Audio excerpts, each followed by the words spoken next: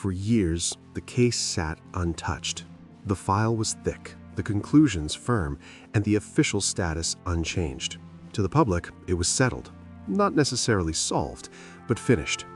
Inside the department, few questioned it. New officers were told the outcome during training. Veteran detectives rarely mentioned it. The town accepted the explanation because it needed to. But acceptance is not the same as truth. And beneath the surface of that quiet certainty, unresolved details waited patiently. The decision to reopen the case didn't come from pressure or publicity. It came from discomfort. A newly assigned investigator noticed inconsistencies while reviewing older files for training purposes. Dates that didn't align, statements that felt rehearsed rather than recalled. Nothing dramatic, just enough to justify a second look. That second look would change everything. Reopening the file meant reopening old wounds. It meant challenging decisions made by respected officers, and it meant risking the department's credibility. But ignoring it meant something worse. The evidence room hadn't changed much. Boxes were retrieved, seals inspected, logs reviewed. Everything was accounted for, at least on paper. As items were re-examined, something became clear. The evidence had been handled correctly, but interpreted narrowly. Investigators realized earlier conclusions had shaped how every piece was viewed. Once a theory is accepted, everything else follows it. Breaking that cycle required discipline and honesty. The first real concern came from the timeline. It had been built quickly decades earlier and never seriously challenged afterward. When investigators reconstructed it from scratch, gaps appeared. Small gaps, but consistent ones. A witness who couldn't have seen what they claimed. A movement that required impossible timing. An assumption that no longer held up. No single detail proved anything, but together they told a troubling story. The case wasn't wrong in one place, it was wrong in several. The first step was returning to the people whose words had shaped the case. Some witnesses were surprised to be contacted again, others expected it.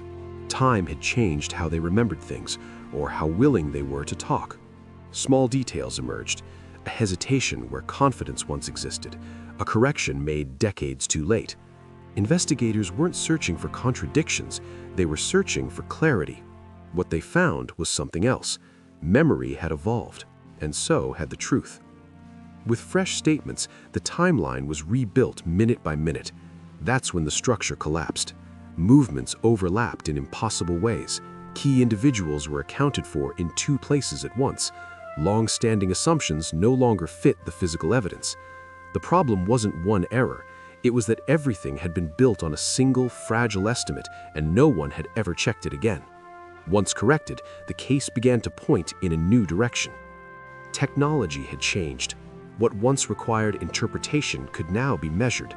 Samples that had sat untouched were reanalyzed using updated methods. Results didn't contradict the original findings, they refined them. Patterns became clearer, uncertainty narrowed. The evidence had always been honest, it was the interpretation that needed time to catch up.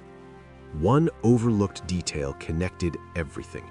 It wasn't dramatic, it wasn't hidden, it was documented and forgotten. Once investigators recognized it, the pieces aligned quickly. The case hadn't gone cold because the truth disappeared. It went cold because no one had been ready to see it. Now there was no looking away. Once investigators recognized the overlooked detail, the direction of the case shifted immediately. It reframed everything that had come before it. A routine record, once treated as background information, now revealed a contradiction that could not be ignored. It didn't accuse anyone, it didn't solve the case outright, but it invalidated the original conclusion. From that moment forward, the investigation stopped asking if the case was flawed and began asking how it had gone wrong. The difference was critical. Not everyone welcomed the new findings. Reopening old cases means reopening old decisions, and those decisions were made by real people, many of whom were still respected within the department. Disagreements emerged quietly at first. Was this truly new evidence, or simply a reinterpretation?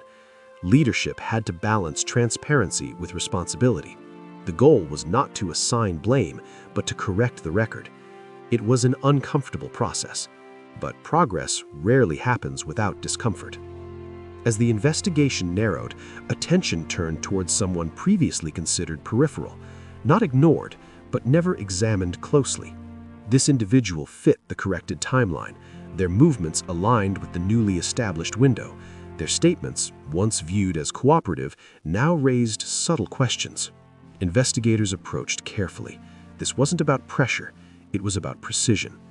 The case was no longer searching for closure, it was searching for accuracy. As new findings solidified, pressure increased. Legal review was required. Supervisors demanded clarity. Families waited for answers that had been delayed for years. Investigators documented every step. Every conclusion had to withstand scrutiny, not just now, but forever. This wasn't about rushing towards an outcome. It was about getting it right. And for the first time since the case was reopened, everyone involved understood. The truth was finally within reach. With the corrected timeline in place, investigators reconstructed the night from the beginning, minute by minute. They walked the routes again, measured distances, replayed phone records and activity logs alongside verified witness movements. What once felt confusing now followed a clear sequence. One assumption made decades earlier had distorted everything that followed it. Remove that assumption, and the night finally made sense. This wasn't a theory anymore. It was a reconstruction supported by facts. The breakthrough didn't arrive suddenly. It arrived carefully. A follow-up interview, guided by the reconstructed timeline, revealed inconsistencies that could no longer be explained away. When confronted with verified facts, not accusations, the truth surfaced. Not dramatically, not emotionally, but clearly. Investigators documented everything, corroborated every claim, verified each detail independently. This was the moment the case crossed from uncertainty into resolution. With the facts established, the department moved deliberately. Supervisors reviewed findings, legal counsel evaluated conclusions. Procedures were followed exactly as required. The goal wasn't to rewrite history, it was to correct it. The department formally acknowledged where earlier interpretations had fallen short and documented the corrected findings for the record. For those who had waited years, the acknowledgement mattered as much as the answers. When families were informed, the conversation was quiet and private. There were no celebrations, no headlines chasing emotion, just clarity. After years of uncertainty, the truth finally stood on solid ground. The case that once defined doubt now represented perseverance. For the department, it became a reminder that justice is not about speed, it's about commitment. For the town, it marked the end of a long chapter. And for the case itself, it meant something rare. It was finally finished. The right way.